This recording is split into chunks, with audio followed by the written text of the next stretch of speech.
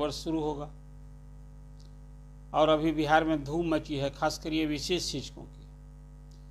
27 दिसंबर से औबंधिक नियुक्ति पत्र बंटना शुरू हो गया है और पूरे बिहार में चर्चा मैंने पहले भी की थी कि 2 दिन विशेष शिविर लगा करके प्रखंड स्तर पर और औबंधिक नियुक्ति पत्र बंटना है। अभी तो प्रथम चरण में 1,87,000 शिक्षक जो उत्तीर्ण हो गए हैं, फरवरी महीने में पास कर गए थे, उन सब की काउंसलिंग हो गई थी, सबको अब नियुक्ति पत्र बंट रहा है। और काउंसलिंग में तो पहले 3-3 जिला का ऑप्शन मांगा गया था सबसे ना, अब तो हो गया कि नहीं, जहाँ पढ़ा रहे हैं वहीं योगदान करना है। तो अब नया औबंधिक नियुक्ति पत्र जो बटा है और नए साल में कोई 1,87,000 जो प्रथम चरण में पास किए हैं और द्वितीय चरण में भी पास कर चुके हैं 65,000, अब उनकी काउंसलिंग हो रही है। अब उन्हें भी तो नियुक्ति पत्र बटेगा इसी तरह से। तो कुल मिला जुलाकर 2,52,000 सक्षमता उत्तीर्ण शिक्षक हो गए बिहार में। अब उनकी कुछ मौलिक मांग है, मौलिक समस्या है, इसको लेकर कल बेगूसराय में सक्षमता परीक्षा उत्तीर्ण शिक्षक संघ एक संगठन बन गया है और बेगूसराय में कल ये बैठक हो रही है और संघ के जिला के कम से 5 पदाधिकारियों के, अध्यक्ष, उपाध्यक्ष, सचिव, कोषाध्यक्ष, इस तरह से हर जिले से कम 5 पदाधिकारी बेगूसराय में इकट्ठा हो रहे हैं। वहाँ बैठक होगी और उसमें भावी रणनीति तय करनी है कि क्या किया जाए। 1 जनवरी से 7 जनवरी तक सबको योगदान करना, तो सरकार का आदेश है, योगदान तो करना ही है। परीक्षा पास कर गए और सरकारी कर्मी का दर्जा लेना है, आगे की सुविधा लेनी है, सब कुछ करना है, तो योगदान तो करेंगे ही। लेकिन योगदान के पहले कुछ एक ऊहापोह और पेंच फंसा है। ये सारे शिक्षक वर्षों से काम कर रहे हैं। अब यदि 2003 और 5 से गिनेंगे तब तो आप जरा वर्ष गिन लीजिए कितने साल हो गए। और नीतीश जी के भी राजपाट में भी तो नियोजित शिक्षक नियुक्त हुए थे। ये 2008 से ना तो हुआ था कि एक जिला से दूसरे जिला में भी लोग आवेदन करने लगे थे, जिसकी संख्या भी अच्छी खासी न हो गई। लगभग 3.5 लाख शिक्षक नियोजित शिक्षक हो गए, जिसमें 2,52,000 तो सक्षमता परीक्षा उत्तीर्ण शिक्षक होगा। एक बड़ा सवाल है सबसे बड़ा कि जनवरी से 2 बार इंक्रीमेंट जो जुटता है 3%, वो 1 जनवरी को ही जुटता है। और 1 जनवरी से विशेष शिक्षक का वेतनमान अनुमानी हो जाएगा। चाहे वो 7 को भी बहाल करेंगे तो योगदान की तिथि से वो विशेष शिक्षक कहलाएंगे और सरकारी कर्मी का दर्जा मिलेगा। अब सवाल है कि 1 को नहीं ज्वाइन करेंगे, कोई 2 को करेंगे। यहाँ तो फर्स्ट हाफ और सेकंड हाफ में भी सीनियर और जूनियरिटी का हो जाता है चक्कर। कोई फर्स्ट हाफ में बहाल किया और कोई सेकंड हाफ में बहाल किया, तो जो फर्स्ट हाफ में जो योगदान किया है वो सीनियर हो जाएगा। तो अधिसंख्य शिक्षकों की जो आज मैंने बात की, कई जिलों से, छपरा से बात की, मोतिहारी से बात की, गोपालगंज से बात की, कई जिलों के ऐसे कई शिक्षकों से बात हुई। एक ऊहापोह तो जो है बता रहे हैं कि सरकार ने ये स्थिति स्पष्ट नहीं की है, लेकिन अब जो कमी रह गई वो हम लोग लड़ कर लेंगे। जैसे सेवा निरंतरता की मांग, इस पर तो अभी कुछ है नहीं, इस सब की नई नौकरी हो जाएगी। और मुख्यमंत्री ने जो घोषणा की है कि नए साल में 3 लाख नई नियुक्ति होगी। पता नहीं ये जो सक्षमता उत्तीर्ण शिक्षक है, जो विशिष्ट शिक्षक का नहीं, इनको औबंधिक नियुक्ति पत्र बंट रहा है।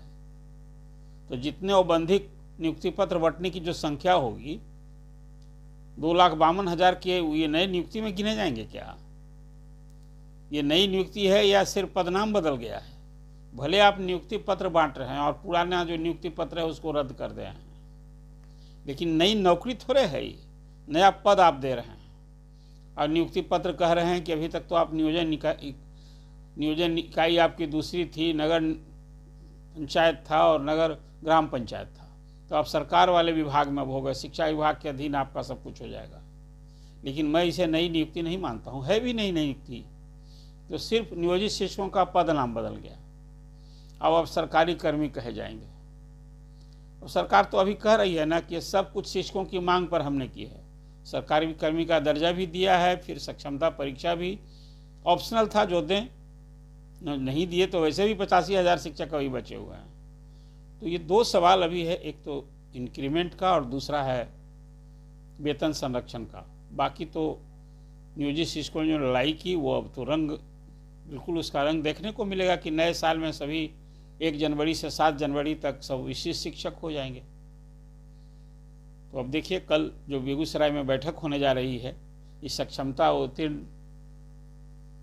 शिक्षकों की, और उसमें क्या फैसला लेते हैं। मुझे तो लगता है जो आम सहमति, जो आम भावना दिखी कि सब लोग योगदान करेंगे, जो पास कर गए हैं वो सब योगदान करेंगे। दिल्ली सवाल तो अपनी जगह अभी भी कायम है कि उनकी सेवा निरंतरता का क्या होगा। सरकार को इस समझ में सकारात्मक डिसीजन तो लेना ही होगा। वेतन संरक्षण की बात की थी सरकार ने, जो 2023 में फरवरी में नियमावली आई थी विशिष्ट शिक्षकों की, उसमें तो स्पष्ट है कि वेतन संरक्षण मिलेगा। और एक बात और कह दी गई थी कि भाई कोई जो अभी विशिष्ट शिक्षक योगदान करेंगे और उनसे जो कनीय शिक्षक है उसका यदि वेतन ज़्यादा होगा तो उसको समरूप भी किया जाएगा। तो यही तो है वेतन संरक्षण। लेकिन एक अब इंक्रीमेंट का सवाल रह गया, और सेवा निरंतरता की तो इसलिए मांग जायज़ है कि इसी के आधार पर फिर आगे जब सरकारी कर्मी बन जाएंगे तो उनको पेंशन आदि में लाभ मिलेगा। जितना वर्ष की सेवा अधिक से अधिक होगी उस हिसाब से न पेंशन मिलता है। 10 वर्ष के न्यूनतम सेवा पर पेंशन शुरू होता है, 20 वर्ष की सेवा पूरी हो जाती है तो पूरा पेंशन मिलता है। तो नियोजित शिक्षक जो विशिष्ट शिक्षक बन जाएंगे वो तो कुछ गिने चुने भाग्यशाली ही होंगे जिनको पूरा पेंशन मिलेगा। कहे कि 20 साल अब नौकरी करनी है ना, कल से 1 जनवरी 2025 से अभी जो आदेश है। और वैसे शिक्षक जो नियोजित शिक्षक 28,000 बीपीएससी शिक्षक बन गए हैं, अभी तो उनकी भी सेवा निरंतरता की मांग अपनी जगह कायम न है। उन्हें तो सिर्फ विशिष्ट शिक्षक बीपीएससी शिक्षक हो गए, माने अध्यापक हो गए, लेकिन उनको तो पुरानी सेवा का तो कुछ लाभ मिला नहीं है। एक ये मौजूद सवाल है जो अभी आपको ये अपडेट कराना जरूरी था। और अभी कल परसों तक अभी सभी जिलों में नियुक्ति पत्र लोगों ने नहीं लिया है, बट रहा है। अब उसके साथ सबको देख रहे हैं कि जिलों से जो चिट्ठी जा रही है उसमें 10 दस्तावेज मांगे गए हैं कि भाई ये नियुक्ति लिखा है। उसमें जो नियुक्ति पत्र का अभी मैं प्रारूप देख रहा था उसमें कहा गया है कि बिहार विद्यालय विशिष्ट शिक्षक नियमावली 2023 एवं बिहार विद्यालय विशिष्ट शिक्षक संशोधित नियमावली 2024 में निहित प्रावधानों के तहत जो बिहार विद्यालय परीक्षा समिति पटना के विज्ञप्ति संख्या 34/2024 के परिप्रेक्ष्य में सक्षमता परीक्षा 2024 के घोषित परिणाम के आधार पर आपके द्वारा काउंसलिंग में प्रस्तुत होने के पश्चात एवं आवश्यक कागजात प्रदान करने के उपरांत यह औबंधिक नियुक्ति पत्र निम्नलिखित शर्तों के साथ निर्गत किया जा रहा है। अब उसमें कहा गया है कि यह नियुक्ति पत्र औबंधिक रूप से निर्गत किया जा रहा है। विभाग द्वारा आपके प्रमाण पत्रों का सत्यापन संबंधित इश्यूइंग अथॉरिटी से कराया जा रहा है। यदि प्रमाण पत्र गलत पाया जाता है तो यह नियुक्ति रद्द कर दी जाएगी और आवश्यक कानूनी कार्रवाई भी की जाएगी। बिहार विद्यालय विशिष्ट शिक्षक संशोधित नियमावली 2024 के नियम 4 के तहत वर्तमान पदस्थापन के विद्यालय में ही विशिष्ट शिक्षक के रूप में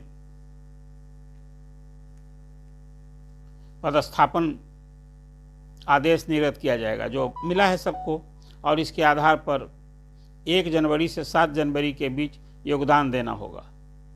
पदस्थापित विद्यालय में योगदान के पश्चात आप विशिष्ट शिक्षक कहलाएंगे एवं आप स्थानीय निकाय के शिक्षक के पद से स्वतः विरमित समझे जाएंगे। दिनांक 1 जनवरी 2025 से अथवा विशिष्ट शिक्षक के रूप में योगदान करने की तिथि जो बाद में हो से आपको विशिष्ट शिक्षक का वेतन अनुमान्य होगा। और सभी शिक्षकों को जो सब अभी नियुक्ति पत्र मिला है औबंधिक, अब सभी ऐसे शिक्षकों को एक आईडी सरकार ने सबको इंडिविजुअल दिया है और यही आईडी उनका पहचान पत्र अब हो गया। इसी आईडी से अब वो आवेदन भी देंगे, नाम देंगे तो आईडी जैसे हर का जैसे होता है ना, Aadhaar card number, PAN card number, तो अभी सभी ये कार्यरत जो विशिष्ट शिक्षक बनने जा रहे हैं उस सब के लिए अलग अलग वो आईडी नंबर दिया गया है। और अब सब कुछ पत्राचार इसी आईडी से मानिए उनका पहचान पत्र हो गया। ये सबको ये चिट्ठी दी गई है और उसमें अंत में ये घोषणा करनी है उनको। उसी औबंधिक प्रमाण पत्र में वो कहते हैं कि मैं घोषणा करता हूँ या करती हूँ कि मेरे द्वारा विशिष्ट शिक्षक नियुक्ति प्रक्रिया हेतु दी गई सभी सूचना प्रमाण पत्र सत्य है। मैं विभाग की उपरोक्त शर्तों को, जो अभी मैंने आपको जानकारी दी, को मानता हूँ या मानती हूँ। मेरे द्वारा दी गई कोई सूचना या प्रमाण पत्र यदि गलत पाया जाता है तो मेरे विरुद्ध नियमानुसार कार्रवाई करने हेतु विभाग स्वतंत्र होगा। और एक अंत में है कि मैं यह भी घोषणा करता हूँ या करती हूँ, उपरोक्त खंडिका 3 के अनुरूप विद्यालय पदस्थापन पत्र निर्गत होने के 1 सप्ताह के अंदर त्याग पत्र / अनापत्ति प्रमाण पत्र सक्षम प्राधिकार से प्राप्त कर नियोक्ता को समर्पित करूंगा या करूंगी।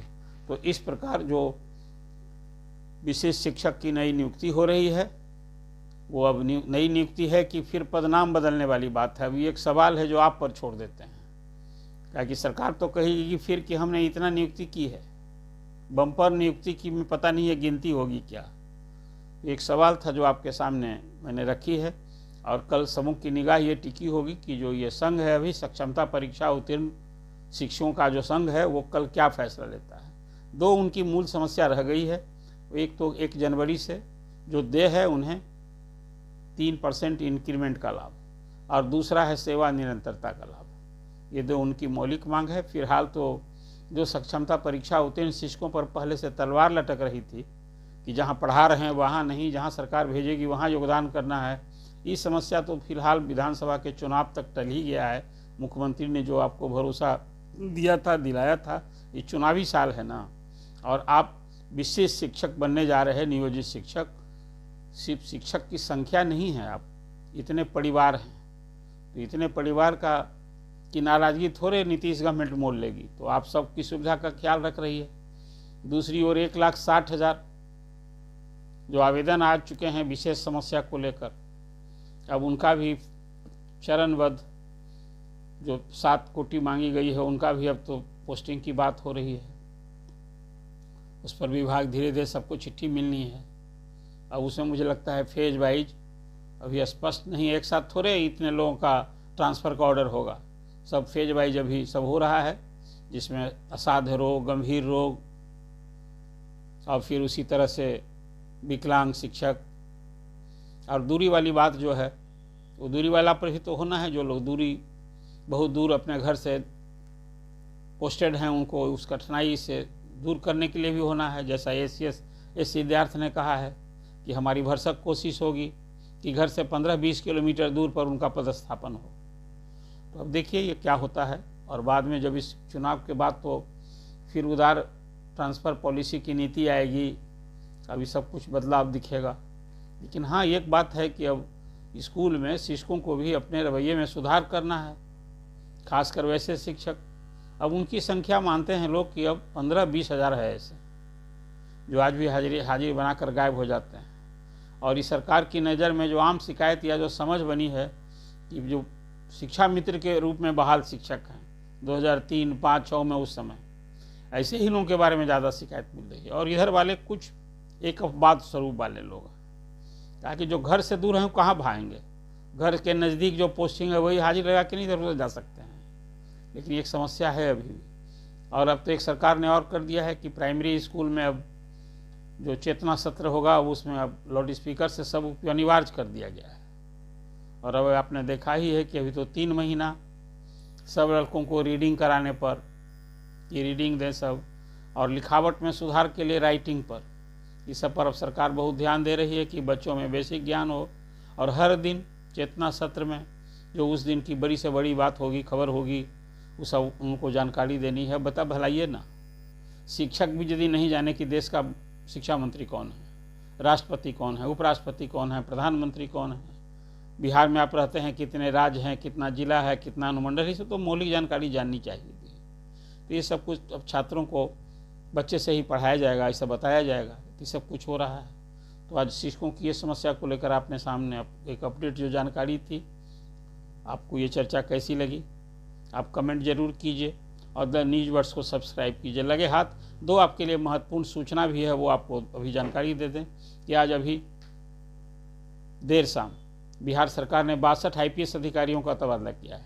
उसमें कई जिलों के SP, रेंज डीआईजी भी बदले गए हैं, कुछ मुख्यालय स्तर पर ही। मतलब पुलिस प्रशासन में नए साल के आगमन के पहले ये बड़ा फेरबदल, उसमें पटना के एसएसपी, गया के एसएसपी सहित कई जिलों के एसपी बदल गए हैं, रेंज डीआईजी भी बदले हैं। तो ये की खबर आपके लिए है जो विस्तृत नहीं है, एक जानकारी है। लगे हाथ बीपीएससी के अभ्यर्थी अभी आंदोलन कर रहे हैं। आप सभी जानते हैं 4 जनवरी को जो पटना में परीक्षा केंद्र पर हंगामा हुआ था, तो पिछले दिनों वो 4 जनवरी को उनके लिए परीक्षा होने जा रही है और इधर सभी अभ्यर्थी पूरे प्रदेश की परीक्षा रद्द करने के लिए आंदोलन कर रहे हैं। अब कल गांधी मैदान में छात्र संसद के आयोजन की तैयारी है, जिसमें प्रशांत किशोर भी उसमें शरीक होने वाले हैं।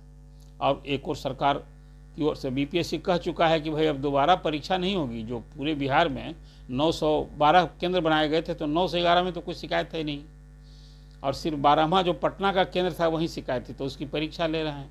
लेकिन एक सवाल अब उठ खड़ा हुआ है, खासकर कोचिंग के चर्चित शिक्षक रहमान को आज पटना पुलिस ने बुलाकर उन्हें सख्ती से ये हिदायत दी है कि आप 3 तारीख तक जहाँ अभ्यर्थी धरना दे रहे हैं वहाँ नहीं जाना है।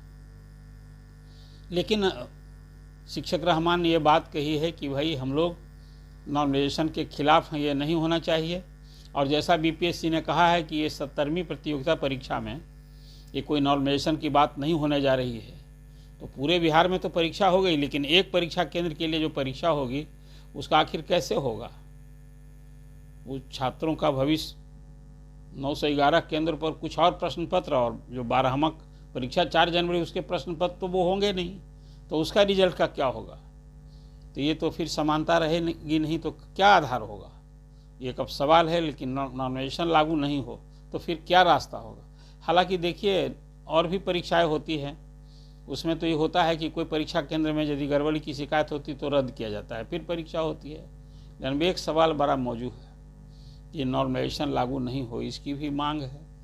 और छात्र तो पूरे प्रदेश भर की परीक्षा की रद्द करने की मांग कर रहे हैं, तो सबों की निगाह कल छात्र संसद पर टिकी होगी। अब वो लोग तो मुख्यमंत्री से मिलने की मांग कर रहे हैं। अब देखिए सवेरे तक मुख्यमंत्री, कल तो मुख्यमंत्री दिल्ली भी जाने वाले हैं, एक चर्चा ये है। वहाँ पूर्व प्रधानमंत्री मनमोहन सिंह के